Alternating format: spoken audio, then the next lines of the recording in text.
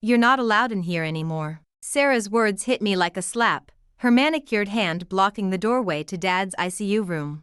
My name is Rachel Torres, 36, registered nurse, and apparently the unwelcome daughter. I stood there holding the coffee I'd bought for him, steam rising between us like the tension that had been building for weeks. Behind Sarah, I could see Dad's monitors blinking, his chest rising and falling with mechanical precision. He looked so small in that bed, nothing like the man who taught me to change a tire in our driveway 15 years ago. Sarah, he's my father too. And I'm his healthcare proxy. She pulled a folded document from her purse like it was a weapon. Mom made sure of that before she died. I make the decisions now. The other families in the waiting area had gone quiet, pretending not to watch our drama unfold in whispers and rigid postures. Sarah had always been good at creating scenes that made her look like the reasonable one. Even now, in her perfectly pressed blouse and coordinated jewelry, she managed to appear both grieving and composed while I stood there in scrubs I'd thrown on after my double shift. I'd driven 3 hours from Phoenix after getting the call about Dad's stroke. Sarah lived 20 minutes away, but somehow I was the one disrupting her carefully orchestrated vigil. She'd positioned herself as the devoted daughter, the one who handled everything while I was too busy with my own life. The doctors need to know about his medications, I said, keeping my voice steady. His blood pressure pills, the metformin, I have all that information. Sarah's smile was sharp enough to cut. You forget I've been taking care of him while you've been playing nurse to strangers. That stung because it held just enough truth to burrow under my skin. I had moved away for work. I did miss some Sunday dinners, but I called him every Tuesday, sent him articles about his favorite baseball team, and drove down for every birthday and holiday.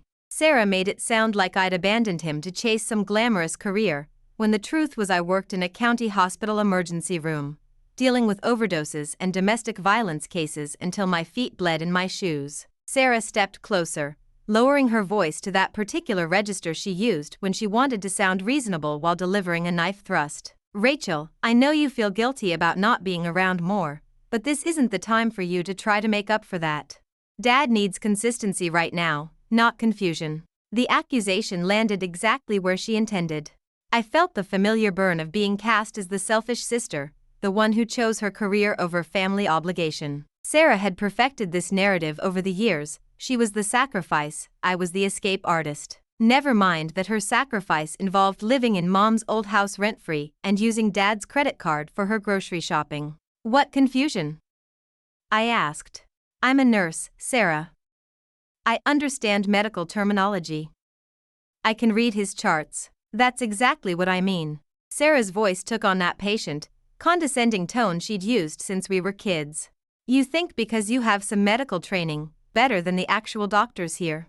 Dad doesn't need you second-guessing his care team. I looked past her at Dad again. His color was better than yesterday, but the ventilator tube made conversation impossible. When he was awake, his eyes followed me around the room like he was trying to tell me something important. Yesterday, when Sarah stepped out to take a phone call, he'd gripped my hand so tightly I could feel his pulse through his fingertips. He'd tried to speak around the tube, getting frustrated when I couldn't understand him. A nurse I didn't recognize emerged from Dad's room, updating something on his chart. She nodded at Sarah with the kind of professional courtesy that suggested they'd been talking regularly. I watched Sarah straighten slightly, claiming her territory. Besides, Sarah continued, the social worker already has all my contact information.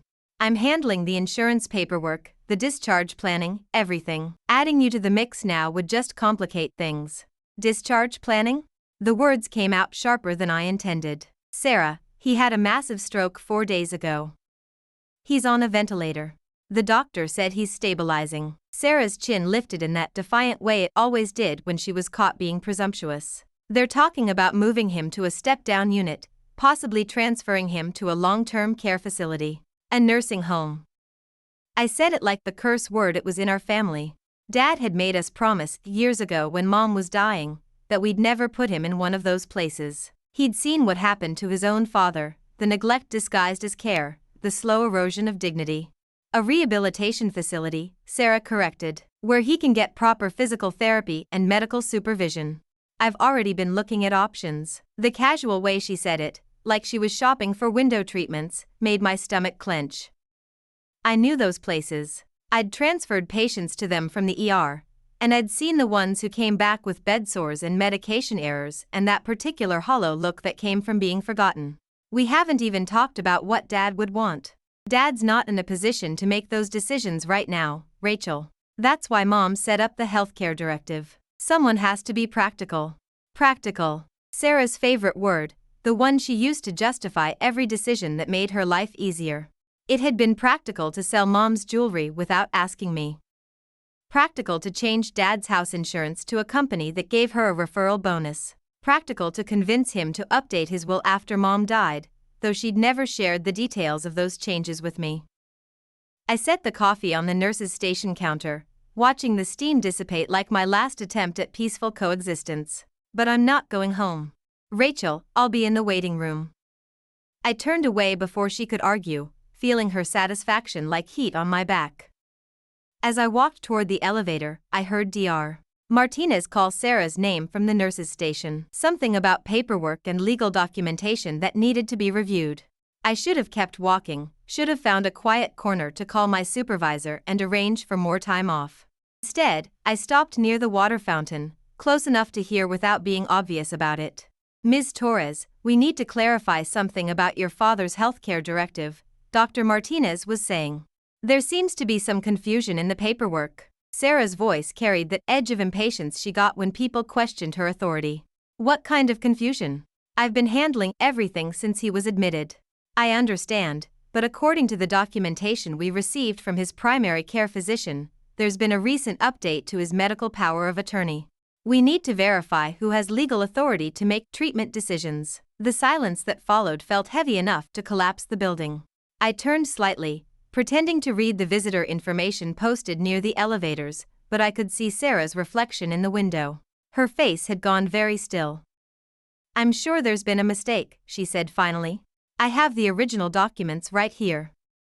But something in Dr. Martinez's tone had shifted, become more formal. Professional distance replacing the easy cooperation Sarah had enjoyed all week.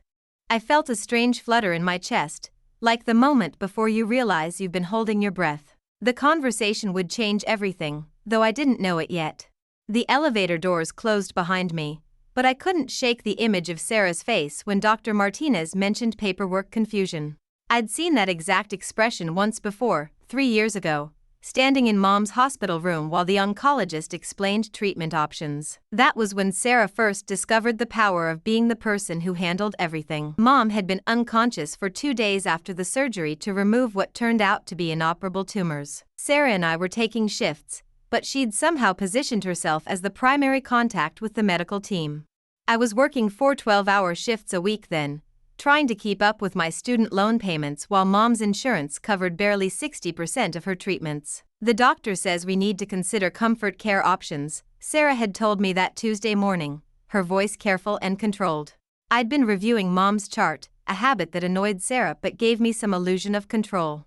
Her white blood count is improving. The infection is responding to antibiotics. Rachel, honey, you're reading the numbers like she's going to wake up and ask for her crossword puzzle. Sarah sat down beside me, using that gentle tone she reserved for delivering bad news. Dr. Peterson says the brain swelling hasn't reduced. Even if she regains consciousness, there could be significant cognitive impairment. The way she said it, with such practiced sympathy, made me realize she'd already had this conversation with the doctor, without me. When did you talk to Dr. Peterson? This morning, early. I got here around 6. Sarah's hand found mine, warm and steady.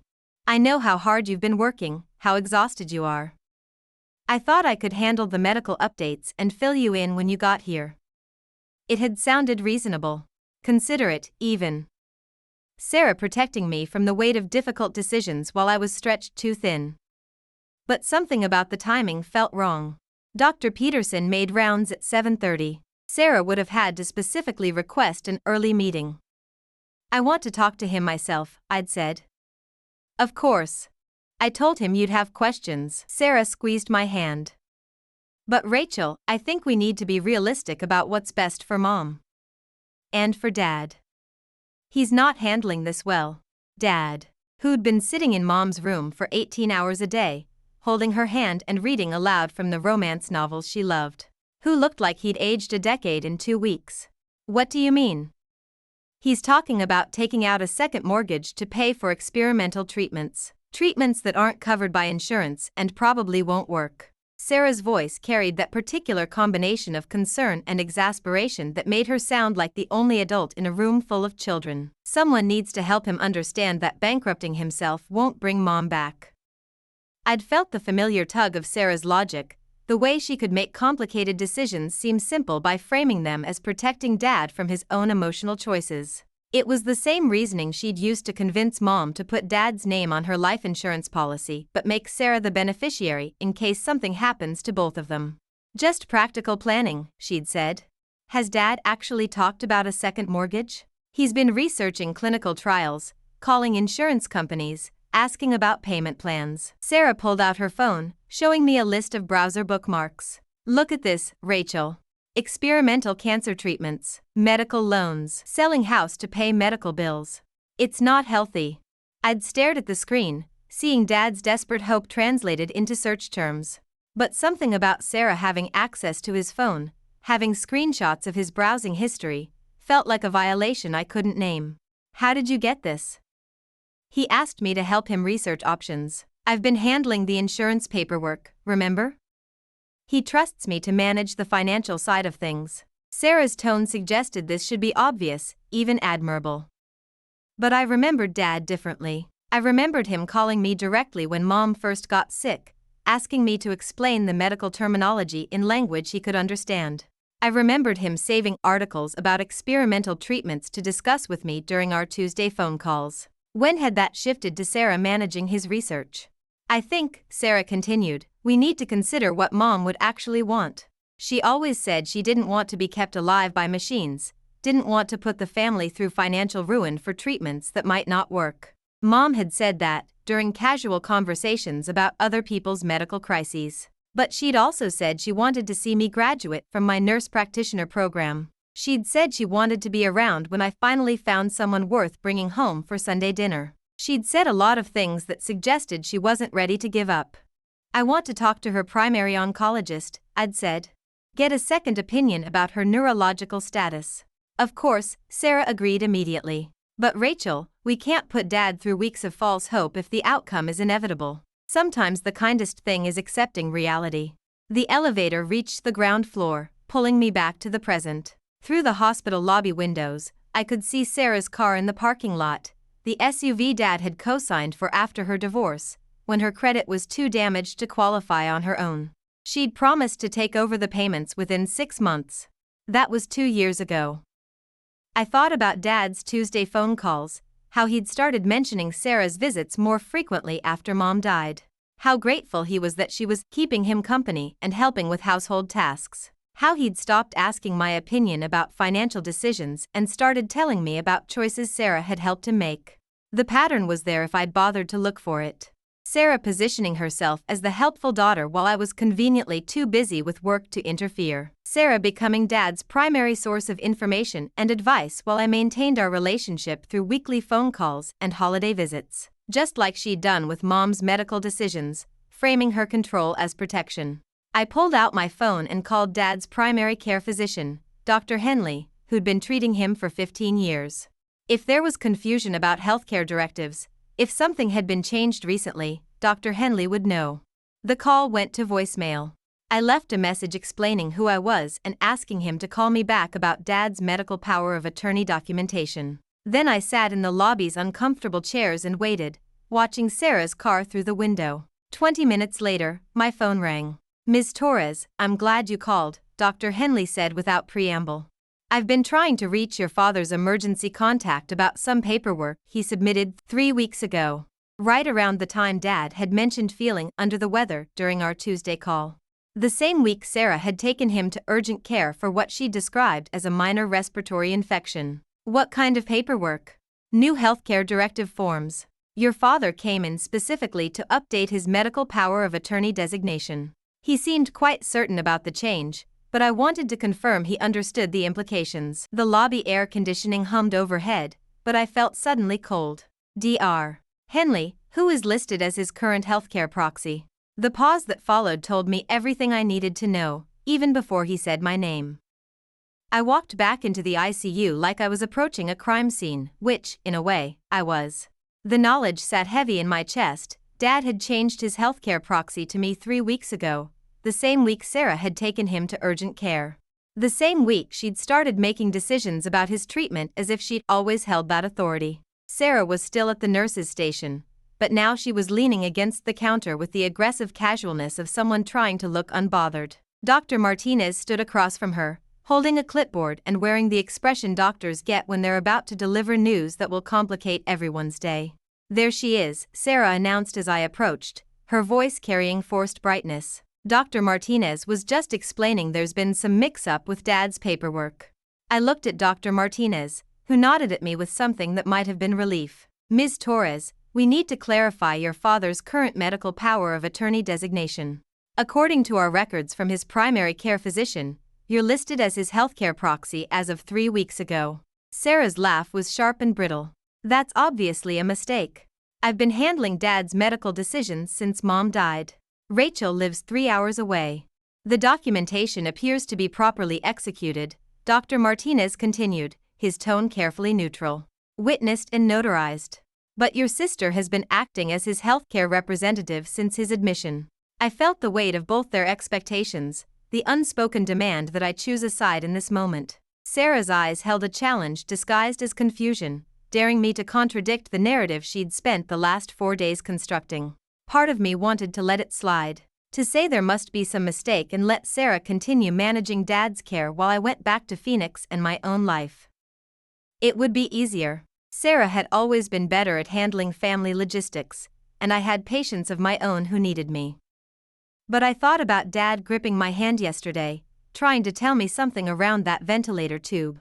I thought about the search history on his phone, the desperate research Sarah had shown me as evidence of his irrationality.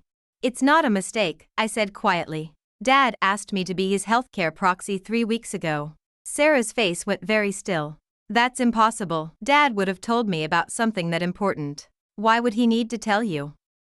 The question came out sharper than I intended. "He's allowed to make his own legal decisions. Rachel, you don't understand the situation." Sarah's voice took on that patient, explanatory tone she used when she thought I was being naive. "Dad hasn't been thinking clearly since his minor stroke last month. The one that brought on this episode." "What minor stroke?" I looked between Sarah and Dr. Martinez, feeling like I'd walked into a conversation that had been happening without me for weeks. "The TIA he had 4 weeks ago," Sarah said, as if this should be obvious. "I took him to the emergency room when he had some confusion and slurred speech. The doctors said it was a warning sign, that he was at high risk for a major stroke." I stared at her. "Dad never mentioned a TIA. Because I didn't want him to worry you unnecessarily. You were dealing with that difficult patient case, the one who threatened you, remember? I thought it was better to handle Dad's medical scare quietly and keep you informed of anything serious." The patient case. I had mentioned it during one of our Tuesday calls, a psychiatric patient who'd become agitated and made threats against staff. It hadn't been that serious, but Sarah had a way of remembering and weaponizing every piece of stress in my life.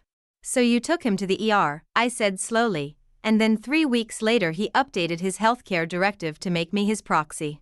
3 weeks later he was still confused and anxious about his health, Sarah corrected. "He started obsessing over medical decisions, researching treatments online, convinced he needed to get his affairs in order before something happened to him." Dr. Martinez was watching this exchange like a tennis match, probably trying to determine which of us actually understood Dad's medical situation. I could see him reassessing everything he'd discussed with Sarah over the past 4 days. "Dr. Martinez," I said, "can you tell me about Dad's current condition? His actual prognosis, not what family members think it might be." Sarah's mouth tightened. "I've already discussed all of this with Dr. Martinez. Dad had a major ischemic stroke, there's been some brain damage, and we're looking at a long recovery period that may require residential care." "Ms. Torres, Dr. Martinez addressed me directly. "Your father's stroke was significant, but his neurological function has been improving daily. The ventilator is primarily precautionary at this point. We expect to begin weaning him off respiratory support within the next 24 to 48 hours. I felt something loosen in my chest. "So he's not as critical as I understood?" He's stable and showing good signs of recovery. With proper rehabilitation, there's reason to be optimistic about his return to independent living. Sarah made a small sound of frustration. Dr. Martinez, you said yourself that he'll need months of physical therapy and occupational therapy.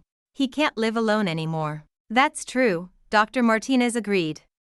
But there are many options between complete independence and residential care. Home health services, outpatient therapy, family support systems. I looked at Sarah, who'd positioned herself as Dad's primary caregiver while simultaneously planning to move him into a nursing home. Who'd somehow convinced him he wasn't thinking clearly while he was lucid enough to update his legal documents. I'd like to see his chart, I said. All of it. From his admission through today. Of course. Dr. Martinez handed me the clipboard. You're his healthcare proxy. You have every right to review his medical records and participate in treatment planning. Sarah stepped closer, her voice dropping to that urgent whisper she used in family emergencies. Rachel, don't do this. Don't turn this into a power struggle. Dad doesn't need us fighting over who's in charge. I'm not fighting with you, Sarah. I'm trying to understand what's been happening with Dad's care. What's been happening is that I've been here every day while you've been working in Phoenix. I've been talking to his doctors, coordinating with insurance, making sure he gets proper treatment. And now you want to waltz in and take over because of some paperwork Dad signed when he was scared and confused. The accusation hung between us, and I felt the familiar pull of Sarah's logic. She had been here. She had been handling everything, and I had been 3 hours away, trusting her updates and focusing on my own responsibilities. But I thought about Dad's search history again, the clinical trials and treatment options Sarah had dismissed as irrational panic. I thought about the healthcare directive he'd signed 3 weeks after a minor stroke that I'd never been told about. Maybe we should ask Dad what he wants, I said. When he's awake and can communicate. Ask him what? Sarah's voice carried a note of incredulity. Whether he wants his daughter who lives 3 hours away to make medical decisions for him, or his daughter who's been taking care of him for the past 2 years. 2 years. Since Mom died. Since Sarah had gradually inserted herself into every aspect of Dad's life while I maintained our relationship through phone calls and visits. I looked at the chart in my hands, pages of medical notes and treatment decisions made without my knowledge. Tomorrow, when Dad was awake and the ventilator was removed, we'd have our first real conversation since this nightmare began. But something told me that conversation would reveal more than just his medical preferences. Something told me Dad had more to say about the past 3 weeks than Sarah wanted anyone to hear. Dad woke up at 3 in the morning. I'd been dozing in the chair beside his bed, my hand resting near his on the blanket. Sarah had gone home around midnight after Dr. Martinez confirmed that Dad's condition was stable enough to reduce monitoring. She'd made a point of telling the night nurse that she'd be back first thing in the morning and to call her if there were any changes. But when Dad's eyes opened and focused on my face, he didn't ask for Sarah. He squeezed my hand and tried to mouth words around the ventilator tube, his eyes urgent with something that looked like relief. I pressed the call button for the nurse, then leaned close to him. Dad, don't try to talk yet. You're on a breathing tube, but the doctor says it can come out tomorrow if you keep improving. He shook his head slightly, frustrated, and pointed toward the bedside table where Sarah had left his glasses and a small notebook she'd been using to track his medications. I handed him the notebook and a pen. His handwriting was shaky but legible. Need to tell you something important. The night nurse, Maria, appeared in the doorway. She was someone I recognized from my own hospital rotations, competent and no-nonsense. How's he doing? Alert and trying to communicate. Is Dr. Martinez on call tonight? Dr. Chen is covering. Want me to page him to assess whether we can remove the tube? I looked at Dad, who was already writing something else in the notebook. Yes, please. When Maria left, I read what Dad had written. Sarah doesn't know I'm awake. Don't tell her yet. My stomach tightened. Dad, why? He took the pen back, writing more slowly this time. She thinks I don't remember. But I remember everything. Before I could ask what he meant, he was writing again, his hand moving with more determination despite the 4-line taped to his wrist. The day I changed my POA. She drove me to Dr. Henley. Told me you said I should update my will and healthcare directive because of my confusion episodes. I stared at the words, feeling something cold settle in my chest. Dad, I never said anything about confusion episodes. I didn't even know you'd had a TIA until today. He nodded, his eyes bright with clarity that contradicted everything Sarah had been telling the medical staff about his mental state. He wrote, I know. That's why I made you POA instead of her. The pieces were falling into place, but the picture they formed made me feel sick. What else did she tell you I said? Dad's hand moved across the page, that you were worried about me living alone. That you thought I should consider residential care for my safety. That you didn't want to say it directly because you were busy with work. I gripped the edge of his bed rail. Sarah had used my voice, my supposed concern, to convince Dad he needed to make decisions about his future care. Decisions that would conveniently align with her plans for his nursing home placement. Dad, I never said any of that. He was writing again. After I signed the POA papers, she seemed surprised. Asked me what I'd decided. When I told her I'd made you my proxy instead of her, she got very quiet. That explained Sarah's shock when Dr. Martinez mentioned the paperwork confusion. She'd orchestrated the entire trip to Dr. Henley's office, convinced Dad to update his healthcare directive based on fabricated concerns from me, and then discovered he'd outmaneuvered her plan. What happened after that? She said I must have misunderstood Dr. Henley's forms, that I'd probably meant to list her as the primary and you as the backup. She offered to fix the paperwork. I felt the air leave my lungs. Did you let her fix it? Dad shook his head and wrote, told her the paperwork was correct. That's when she started talking about how confused I'd been since the TIA. How I might not be thinking clearly about important decisions. The manipulation was breathtaking in its simplicity. Sarah had created a narrative about Dad's mental confusion to explain away any decision that didn't serve her interests. If he disagreed with her plans for his care, it was evidence of his cognitive decline. If he made legal decisions without consulting her, it proved he wasn't thinking clearly. Dr. Chin arrived, a young resident with tired eyes who introduced himself and began assessing Dad's neurological responses. Dad cooperated with the examination but kept glancing at me, clearly wanting to continue our conversation. His cognitive function appears excellent, Dr. Chin told me after reviewing Dad's chart. Pupils equal and reactive, follows commands appropriately, no signs of confusion or disorientation. I think we can safely remove the ventilator in the morning when Dr. Martinez makes rounds. When Dr. Chen left, Dad immediately reached for the pen. There's more. I wasn't sure I wanted to know what else Sarah had been orchestrating, but I nodded for him to continue. The house insurance, he wrote. She said you thought I should increase the coverage because of the liability issues with me living alone. Premium went up $200 a month. She said you researched the policy options. Another lie using my voice as authority. I wondered how many other decisions Sarah had influenced by claiming I'd made recommendations I'd never actually made. And the car insurance. She said you suggested I add her as a primary driver in case something happened and I needed someone to handle transportation. My hands were shaking now. Adding Sarah as a primary driver would give her legal access to Dad's vehicle and potentially lower her own insurance costs. More importantly, it created another thread of financial dependence that tied her to Dad's resources. Dad wrote, the night of my stroke, I'd been planning to call you. To ask if you'd really said all those things she claimed. But then I collapsed in the kitchen, and when I woke up here, Sarah was already talking to doctors like she was in charge. I thought about Sarah's confident interaction with the medical staff, how she'd positioned herself as Dad's primary caregiver and decision-maker from the moment of his admission. She'd used the crisis to cement her authority before anyone could question it. Dad, why didn't you tell the doctors about the healthcare directive change? Sarah told them I'd been having confusion episodes since the TIA. Said I might not remember things clearly or might be anxious about medical decisions. She suggested they keep me sedated longer than necessary for my own comfort. The sedation.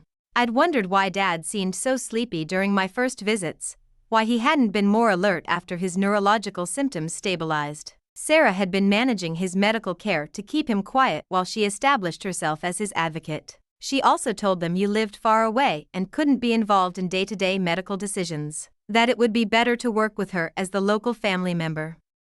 I felt rage building in my chest, hot and clean. Sarah had systematically isolated me from Dad's care while using my supposed approval to justify decisions I would have questioned. She'd created a narrative about Dad's mental decline to dismiss any resistance to her plans. Dad wrote one more line, I stayed quiet because I wanted to see how far she would go.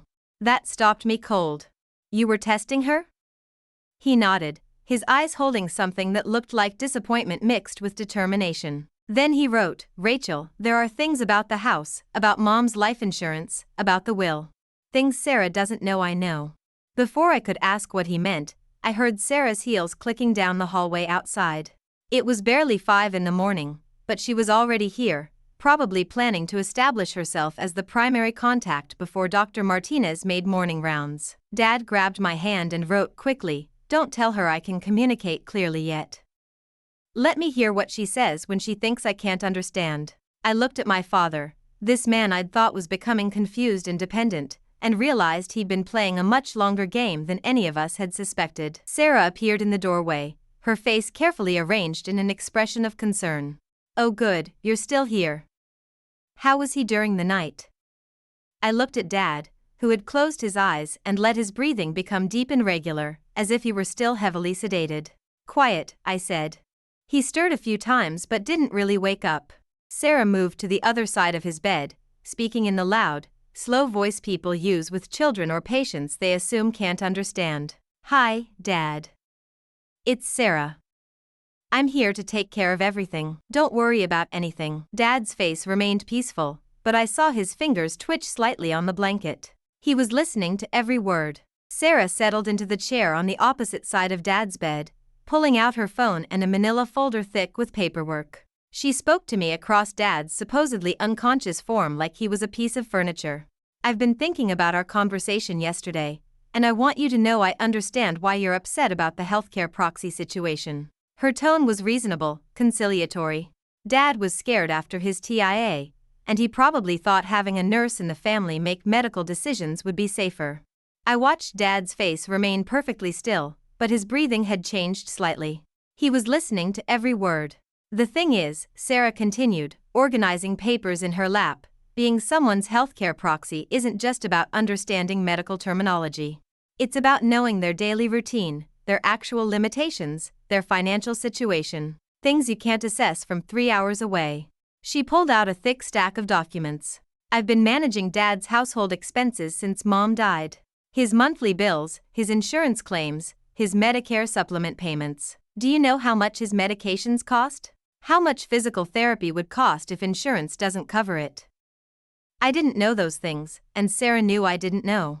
She was building her case methodically, establishing herself as the daughter who understood the practical realities while I was the one who swooped in with medical knowledge but no real grasp of Dad's daily life. I've also been researching rehabilitation facilities that accept his insurance. There are only 3 in the area that have good ratings and availability. The waiting list for the best one is 6 months unless we can demonstrate urgent need. Sarah leaned forward slightly, lowering her voice as if sharing a confidence. Rachel, I know you want what's best for Dad, but sometimes what's medically possible isn't what's actually practical. We need to think about long-term care solutions that are sustainable. I felt the familiar pull of her logic, the way she could make her preferred outcomes sound like inevitable conclusions. But this time I was listening with the knowledge of Dad's real awareness, his deliberate gathering of information about Sarah's manipulations. What kind of long-term care are you thinking about? I asked, keeping my voice neutral. Assisted living, initially. Somewhere he can have independence but also have medical supervision and help with daily activities. I've found a place called Sunset Manor that has an excellent reputation and accepts his insurance coverage. Dad's fingers twitched again on the blanket. I wondered if he'd heard of Sunset Manor, if Sarah had been discussing this placement without his knowledge. Have you talked to Dad about assisted living? Sarah's pause was almost imperceptible. I've mentioned that he might need some additional support when he comes home. He's been resistant to the idea, but that's normal. Most older adults have difficulty accepting that their independence has changed. The casual way she dismissed Dad's preferences as normal resistance made my chest tighten. Sarah had perfected the art of pathologizing any disagreement with her plans. Besides, Sarah added, his confusion episodes have been getting worse. Last week, before his stroke, I found him trying to cook dinner at midnight because he thought it was 6 in the evening. He'd left the stove on for hours. I looked at Dad, whose face remained peaceful but whose hand had formed a slight fist on the blanket. Another lie, another fictional episode of confusion to justify Sarah's narrative about his declining mental state. The social worker here, Mrs. Rodriguez, has been very helpful, Sarah continued, pulling out more papers. She agrees that Dad will need a higher level of care than what's available at home. She's already started the paperwork for Medicaid qualification in case his savings aren't enough to cover long-term residential care. Medicaid qualification. That meant Sarah was planning for Dad to spend down his assets until he qualified for government assistance. I wondered what would happen to his house, his savings, the small investments he'd been so proud of managing himself. What about his house?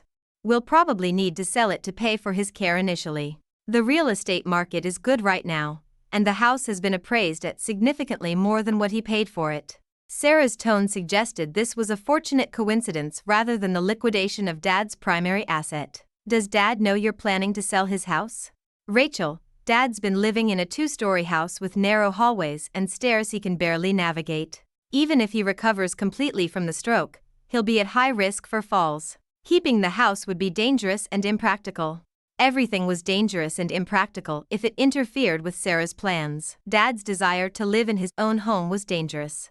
His resistance to assisted living was impractical. His choice to make me his healthcare proxy was the confused decision of a man with cognitive decline. I thought about Dad's notebook hidden under his blanket, filled with his clear, coherent observations about Sarah's manipulations. He'd been testing her, gathering information, waiting to see how far she would go. But what had he discovered about the house, about Mom's life insurance, about the will? Sarah, when Dad had his TIA 4 weeks ago, you said he was confused and having difficulty making decisions. But he was clear enough to go to Dr. Henley's office and update his healthcare directive. Sarah's hands stilled on her paperwork. He was having good days and bad days. The healthcare directive appointment was on one of his clearer days. Clear enough to make legal decisions but not clear enough to live independently? Rachel, cognitive decline isn't linear. Someone can be lucid enough to sign paperwork but still unsafe to live alone. That's why Dr. Henley recommended the neurological evaluation. Another lie. I'd spoken to Dr. Henley myself. He'd never mentioned recommending a neurological evaluation. I watched Sarah organize her papers with practiced efficiency, creating neat stacks of insurance forms, medical bills, and facility brochures. She'd been preparing for this conversation, building her case with documentation and professional recommendations. But she'd made one crucial mistake. She'd assumed Dad was as confused and helpless as she'd been telling everyone. She'd never considered that he might be aware enough to recognize her lies, strategic enough to document them, patient enough to wait for the right moment to expose them. My phone buzzed with a text message. I glanced at it and saw it was from Dr. Henley's office, responding to my earlier inquiry about Dad's medical records. Can meet this morning at 9 a.m. to review Mr. Torres' recent visits and documentation changes. Please call to confirm. Who's texting you at this hour? Sarah asked, her tone carrying just a hint of suspicion. Work, I lied smoothly. They're short-staffed and asking about my schedule. Sarah nodded, her attention returning to her paperwork. That's actually something we should discuss. How much time can you realistically take off to be involved in Dad's care transition? Because if you need to get back to Phoenix soon, it would be better to let me handle the logistics here. There it was. The gentle push toward my own irrelevance, disguised as practical concern for my career obligations. Sarah wanted me gone before I could interfere with her carefully constructed plans. I've arranged for extended family leave, I said. I can be here as long as Dad needs me. For the first time since she'd arrived, Sarah looked directly at me instead of her paperwork. Something in her expression shifted, became more calculating. Rachel, I hope you're not planning to turn this into some kind of family conflict. Dad doesn't need the stress of his daughters fighting over who's in charge of his care. I'm not fighting with you, Sarah. I'm trying to understand what's been happening and what Dad actually wants. What's been happening is that I've been taking care of our father while you've been building your career in Phoenix. What Dad wants is to not feel like a burden to his children. Sometimes that means making difficult decisions for his safety, even if they're not the decisions he would prefer. The accusation was carefully constructed, positioning me as the selfish daughter who'd prioritized career over family while Sarah had sacrificed her own life to care for Dad. It was designed to make me feel guilty for questioning her authority. But as I sat there listening to Sarah explain why Dad's preferences were less important than her assessment of his needs, I felt something shift inside me.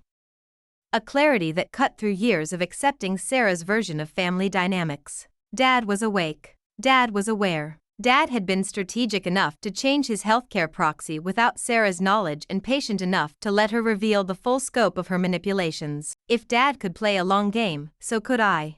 I looked at Sarah, still organizing her papers and building her case for why she should remain in control of Dad's future. She had no idea that her careful narrative was about to collapse. "You're right," I said finally. "Dad's safety has to be the priority. I want to make sure we're making decisions based on complete information about his actual condition and capabilities." Sarah relaxed slightly, reading my agreement as capitulation. "Exactly. And that information comes from the people who've been here, who've been watching his daily functioning decline." I nodded, pulling out my own phone. "I think it would be helpful to get some additional medical opinions. Make sure we're not missing anything that might affect his recovery potential." Of course, Sarah agreed readily. Though I should mention that Dr. Martinez and the social worker have both expressed concerns about Dad's cognitive status. I wondered if those concerns were based on medical observation or Sarah's carefully planted suggestions about Dad's confusion episodes. My father lay between us, apparently unconscious but actually gathering intelligence about the daughter who thought she could rewrite his life while he was helpless to stop her. But Dad wasn't helpless. And neither was I. Sarah had been playing chess while I was playing checkers, but that was about to change. Because now I understood that this wasn't just about Dad's immediate medical care. This was about a pattern of manipulation that had been building for years, and Dad had been documenting it all. The question was how much evidence he'd gathered, and how we were going to use it.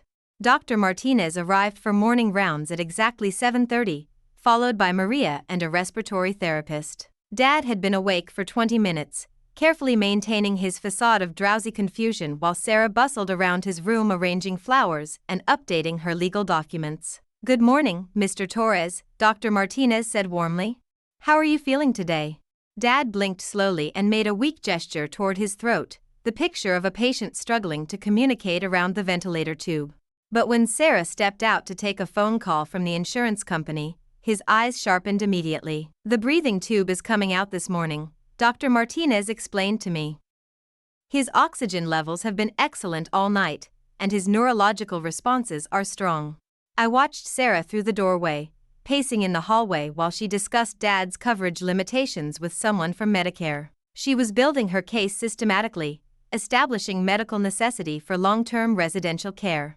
"Dr. Martinez," I said quietly, "there's something I need to discuss with you about my father's cognitive status." He looked at me with professional attention. "What concerns do you have?" "I don't think his mental confusion has been accurately assessed. Sarah has been reporting confusion episodes that may not reflect his actual cognitive function." Dad's hand moved slightly on the blanket, a signal he was listening. Dr. Martinez frowned. "That's concerning. We've been making treatment decisions based on family reports about his baseline mental status. I'd like to request a formal cognitive assessment once the ventilator is removed. Something objective, not based on family observations." "Of course. That's actually standard protocol, but it was delayed based on your sister's reports that he might become agitated if pressured to perform mental tasks." Another manipulation. Sarah had convinced the medical team to avoid testing Dad's cognitive function by suggesting such tests would upset him. "Dad," I said softly, "if you can understand me, squeeze my hand." Dad's grip was immediate and firm, his eyes focusing on mine with unmistakable clarity. Dr. Martinez leaned forward, suddenly very interested. "Mr. Torres, can you tell me how many fingers I'm holding up?" Dad held up 2 fingers himself, then pointed to Dr. Martinez's raised hand. "And what year is it?" Dad reached for the notebook on his bedside table and wrote clearly, 2024. November 18th, Tuesday. Dr. Martinez stared at the notebook, then looked at me. "Ms. Torres, your father appears to be significantly more alert and oriented than our previous assessments indicated." Sarah's voice carried from the hallway, still discussing facility placements and coverage requirements. She had no idea her careful narrative was collapsing in real time. "Dr. Martinez," Dad wrote in the notebook, "I need to tell you something important about my care." The respiratory therapist began preparing to remove the ventilator tube while Dr. Martinez read Dad's note. I could see him reassessing everything he thought he knew about Dad's condition and capacity. When the tube came out, Dad's first words were perfectly clear. My daughter has been lying about my mental state to influence my medical treatment. The room went very quiet. Dr. Martinez sat down, his expression shifting from medical concern to something more serious. Mr. Torres, that's a significant allegation. Can you explain what you mean? Dad's voice was raspy but strong. Sarah told you I was having confusion episodes to keep me sedated longer than necessary. She told the social worker I couldn't live independently to justify nursing home placement. She's been using my supposed cognitive decline to override my actual preferences. Dr. Martinez looked at me, then toward the hallway where Sarah was still on her phone. How long have you been aware of these misrepresentations? Since Sarah started making them 3 weeks ago, Dad said. I've been documenting everything. He opened the bedside table drawer and pulled out a small digital recorder I hadn't noticed before, including our conversation this morning, where she discussed selling my house and spending my assets without my knowledge or consent. My heart stopped. Dad had been recording Sarah's entire monologue about assisted living, Medicaid qualification, and liquidating his property. Dr. Martinez stood up. Mr. Torres, I need to understand the scope of this situation. Are you saying your daughter has been providing false information about your mental capacity to medical staff? Not just medical staff, Dad said. She used false claims about my confusion to pressure me into updating my legal documents. She told me Rachel was concerned about my ability to live safely alone, when Rachel knew nothing about my minor stroke or any supposed confusion episodes. Sarah's voice was getting closer as her phone call ended. Dad looked at me with determination. Rachel, there's more. He pulled out another notebook from the drawer, this one filled with dates, names, and dollar amounts. Sarah has been using my credit cards for personal expenses and claiming they were household necessities. She increased my insurance premiums by adding coverage I didn't need and making herself the beneficiary of additional policies. I stared at the notebook, seeing months of documented financial manipulation. She also convinced me to sign a new will 3 months ago, claiming you thought I should update it after Mom's death. The new will makes her the primary beneficiary and executor, with you receiving only a small percentage. My chest tightened. Dad, I never suggested you change your will. I know. That's when I started recording our conversations and documenting everything. I wanted evidence of how far she was willing to go. Sarah appeared in the doorway, ending her phone call with a satisfied expression. Good news, Dad. The insurance company confirmed coverage for transitional care, and Sunset Manor has an opening next week. She stopped mid-sentence, taking in the scene. Dad sitting up clearly alert, the removed ventilator, Dr. Martinez standing with a very serious expression. Dad, you're awake. Sarah's voice carried forced delight. How are you feeling? I'm feeling clear-headed enough to discuss my actual care preferences, Dad said evenly. Dr. Martinez, this is my daughter Sarah, who's been providing you with inaccurate information about my mental status. Sarah's face went white. Dad, you're still recovering from a major stroke. You might be confused about. I'm not confused, Sarah. I've been aware during every conversation where you told medical staff I was having cognitive difficulties. I heard you tell the social worker I couldn't safely live alone. I heard you discuss Medicaid spend-down strategies for liquidating my assets. Sarah looked between Dad and Dr. Martinez, her confident demeanor cracking. Dad, I was just trying to explore all the options for your care. I never said anything that wasn't based on legitimate concerns about your safety. Dad held up the digital recorder. We can listen to this morning's conversation if you'd like to clarify what you actually said. The silence that followed was absolute. Sarah stared at the recorder like it was a loaded weapon, which in many ways it was. Mr. Torres, Dr. Martinez said carefully, given this new information about your cognitive status, I think we need to reassess your treatment plan and discharge planning entirely. I'd appreciate that, Dad said. I'd also like to request that all future medical decisions go through Rachel, as specified in my healthcare directive. Sarah should not be making decisions about my care. Sarah found her voice, but it came out higher than usual. Dad, you can't be serious. I've been taking care of you for months. Rachel lives 3 hours away, but she's never lied to medical professionals about my mental capacity to advance her own agenda, Dad replied calmly. I watched Sarah realize that her carefully constructed narrative was not just collapsing, but being methodically documented and witnessed by medical staff. Everything she'd built over the past weeks was crumbling, and she had no defense that didn't require admitting to the manipulations. Dr. Martinez cleared his throat. Ms. Sarah Torres, I think we need to have a separate conversation about the information that's been provided to our medical team. There may be documentation that needs to be corrected. Sarah's eyes darted between Dad, Dr. Martinez, and me, calculating her options and finding them all insufficient. The power in the room had shifted completely, and we all knew it. 3 days later, I sat in Dad's living room watching him sort through 2 years' worth of financial documents while Detective Paula Campos took notes. Dad had been discharged that morning, against Sarah's increasingly frantic objections, and his first stop had been the police station. The unauthorized credit card charges totaled just over $8,000, Dad said, his voice steady as he handed Detective Campos another stack of receipts. Purchases at home improvement stores, clothing boutiques, spa treatments, all charged to my account, all claimed as household necessities. Detective Campos reviewed the paperwork with professional thoroughness. And you have recordings of your daughter admitting to these financial arrangements? Multiple recordings, spanning 3 months. Dad opened his laptop, which I'd retrieved from his bedroom along with 3 more notebooks full of documented conversations. I started recording when I noticed she had access to information about my accounts that I hadn't shared with her. The recordings were devastating in their clarity. Sarah discussing Dad's confusion episodes with insurance representatives. Sarah explaining to Sunset Manor staff that Dad needed immediate placement due to cognitive decline. Sarah talking to a realtor about listing Dad's house because he wouldn't be coming home.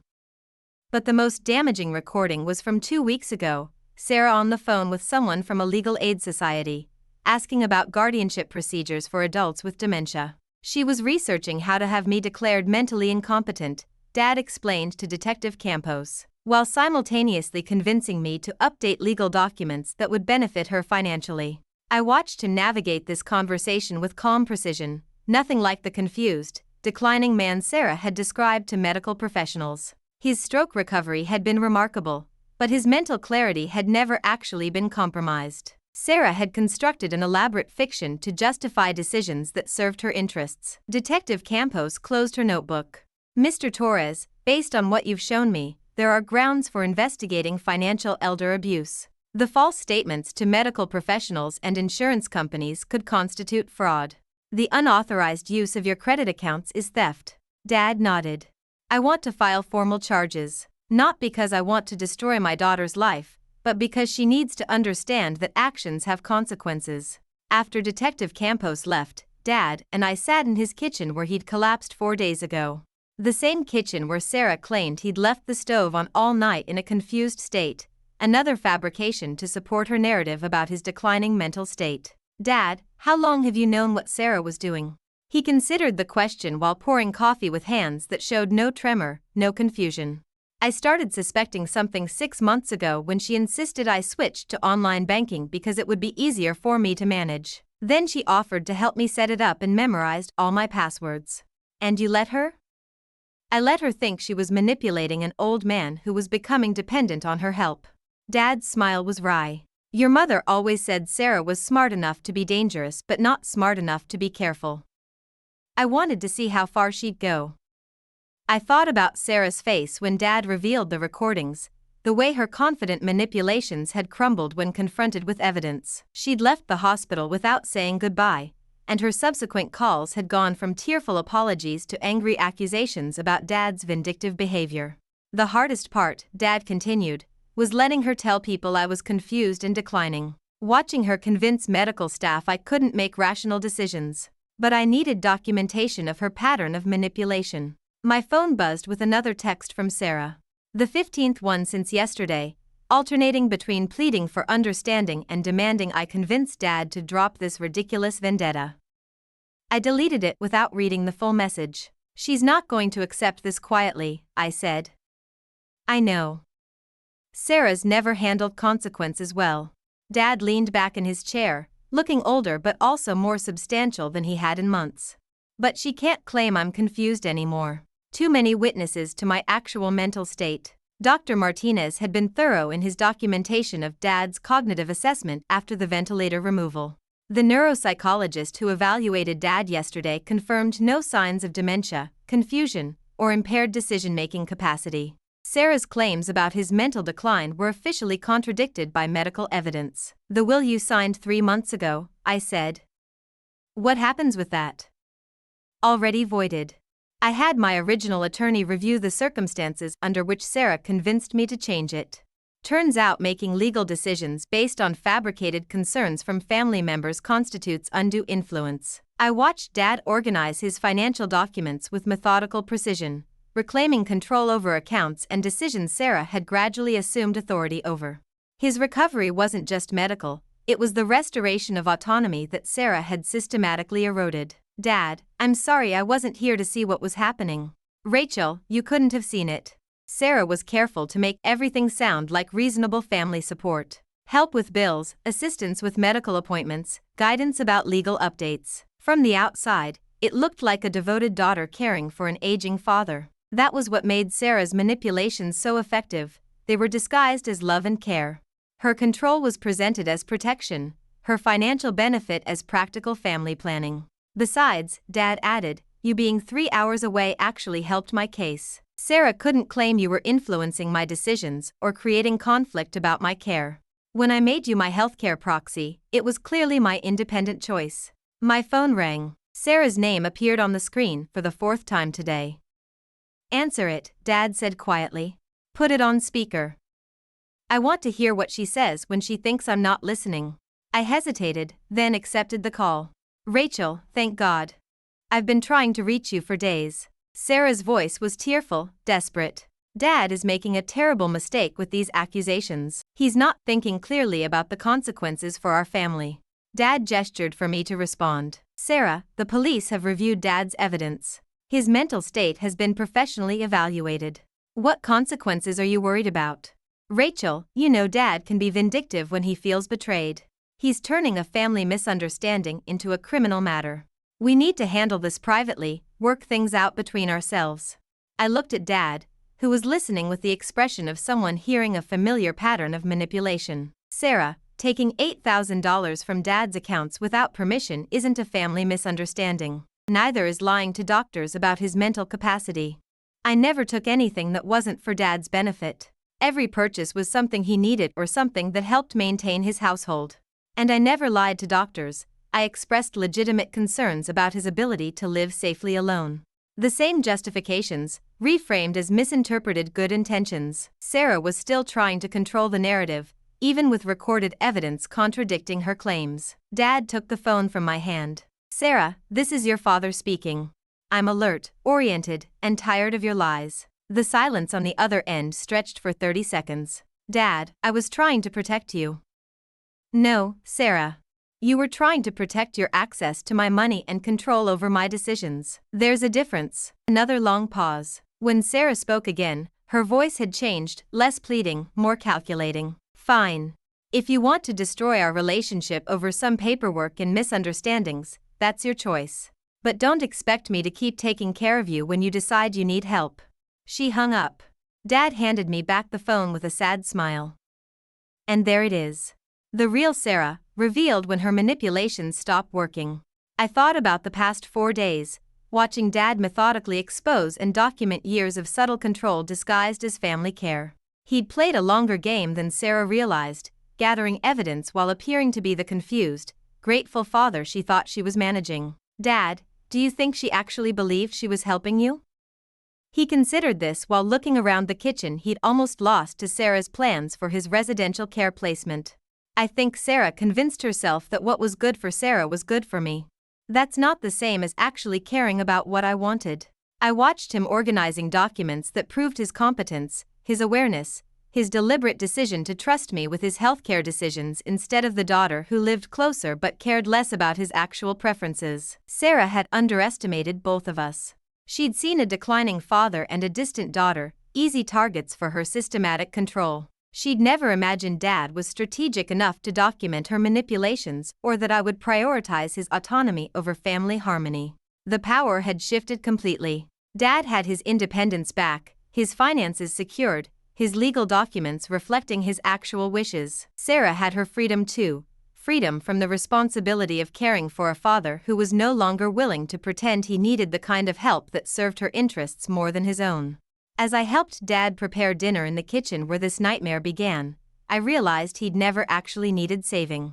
He'd needed a witness, someone willing to see past Sarah's carefully constructed narrative about family dedication and recognize it for what it really was. Sometimes the people we think are protecting us are actually protecting themselves. And sometimes the kindest thing we can do for someone we love is trust them to be strong enough to fight their own battles. Have you ever been underestimated by the people you loved most?